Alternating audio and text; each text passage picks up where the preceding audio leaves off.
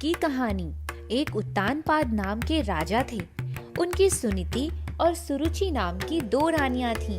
बड़ी रानी सुनीति के पुत्र का नाम ध्रुव और छोटी रानी सुरुचि के पुत्र का नाम उत्तम था। छोटी रानी सुरुचि अत्यंत रूपवान थी और राजा उसे बहुत प्यार करते थे। वे अपना अधिकांश समय सुरुचि के साथ ही व्यतीत करते थे। एक बार राजा का बड़ा बेटा ध्रुव दौड़ कर आया और अपने पिता की गोद में बैठ गया। पिताश्री, आप हमारे कक्ष में बहुत कम आते हैं, इसीलिए मैं आपके पास यहाँ चला आया। ठीक है, आ गए हो तो आराम से बैठो। पिता और पुत्र आपस में बातें कर रहे थे और उसी समय राजा की छोटी पत्नी सुरुचि अपने बड़े बेटे उत्तम के साथ वहां आ गई। उसने ध्रुव को जब इस तरह गोद में बैठे देखा तो जल गई। उसने झट से अपने बेटे उत्तम को राजा की गोद में बिठा दिया और ध्रुव को नीचे उतारकर अपने साथ लेकर गुस्से से अपने कक्ष में गई। देखो ध्रुव, राजा की गोद में बैठने का अधिकार उत्तम को ही है। राजा उत्तम से प्यार करते हैं और तुम्हें प्यार नहीं करते। राजा जिससे प्यार करेंगे वही कालांतर में राज सिंहासन का अधिकारी भी होगा। माताश्री, मुझे वो अधिकार क्यों नहीं है? पिताश्री मुझसे प्यार क्यों नहीं करते? क्योंकि तुमने मेरे गर्भ से जन्म नहीं लिया है। मुझे वो अधिकार कैसे मिल सकता है? और पिताश्री मुझसे प्यार करें उसके लिए मुझे क्या करना होगा?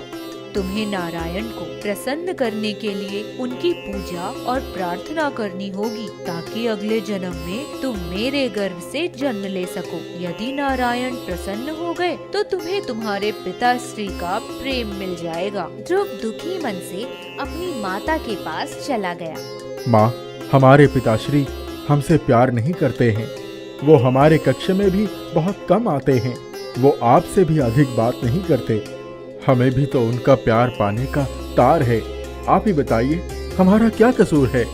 बेटा, हमारा कोई कसूर नहीं है। बेटा, तुम्हारे पिताजी का प्यार तुम्हारे भाग्य में नहीं है। तुम्हारे पिताजी तुम्हारी छोटी माँ सुरुचि से बहुत प्यार करते हैं। उन्हें कभी हमारी याद भी नहीं आती। अब तो बस सारे जग के पालनहार एक नारायण का ही सहारा है। वही हमारे परम पिता परमेश्वर है। उनकी कृपा सर्वोपरि है। उनकी कृपा जिस पर भी होती है उसका जीवन सफल हो जाता है। माँ, क्या नारायण चाहे तो कुछ भी कर सकते हैं?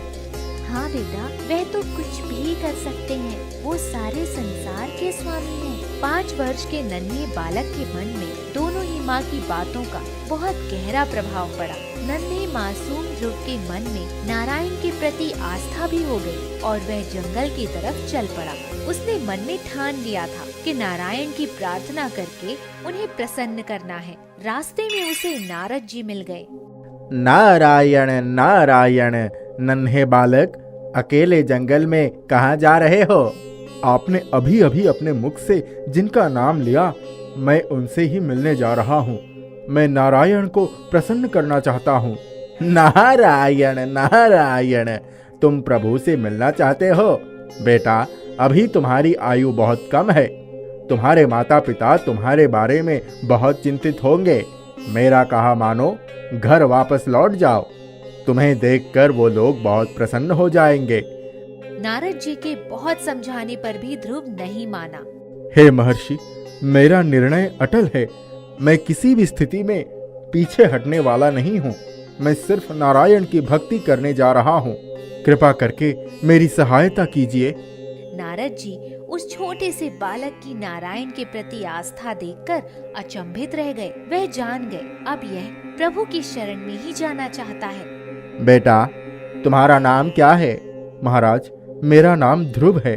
ध्रुव बेटा, मैंने तुम्हारे अंदर श्री नारायण के प्रति अटल विश्वास देख लिया है। जो भी सच्चे मन से उन्हें याद करता है, प्रभु उनके ऊपर अपनी कृपा अवश्य बरसाते हैं। मैं तुम्हें एक मंत्र दे रहा हूँ और तुम उसी मंत्र का जाप करके परम पिता परमेश्वर को प्रसन्न कर सकते हो। ये मंत्र है ओम नमो भगवते वासुदेवाय। ध्रुव ने गुरु मंत्र लेते ही नारद जी के चरणों में प्रणाम किया और जाकर यमुना नदी के किनारे मधुवन में बैठकर इस मंत्र का जाप करने लगे। प्रभु की भक्ति में पूरी तरह से लीन हो गए। नारद जी उनके पिता राजा उत्तानपाद के पास पहुंच गए। हे राजन, आपका पुत्र ध्रुव बड़ा ही सदाचारी और नारायण का भक्त है। परम पिता के प्रति उसके अंदर अटल विश्वास है। मैंने एक स्त्री के कहने में आकर अपने बच्चे ध्रुव को घर छोड़कर जाने दिया। मुझे इसका अत्यधिक पश्चाताप है। वो जंगल में ना जाने किस स्थिति में होगा। अब आप उस असाधारण प्रतिभावान बालक की चिंता ना करें। उसका रखवाला तो अब ऊपर वाला ही है। उसके संकल्प से अब उसे कोई नहीं डिगा सकता। वो अटल है। भविष्य में उसकी कीर्ति चारों तरफ फैलेगी। ध्रुव की कठोर तपस्या से भगवान नारायण शीघ्र ही प्रसन्न हो गए और उनके सामने प्रकट हो गए। बालक ध्रुव, मैं तुम्हारे अंतर मन की व्यथा और इच्छा को भली भांति समझता हूँ।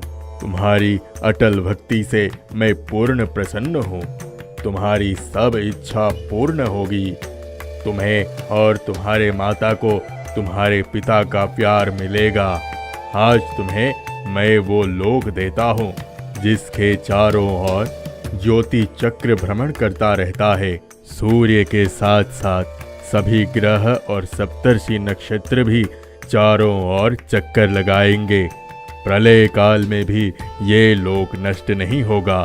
सभी प्रकार के सर्वोत्तम ऐश्वर्य भोग करके अंत समय में तुम मेरे लोक में आदर सहित आ जाओगे।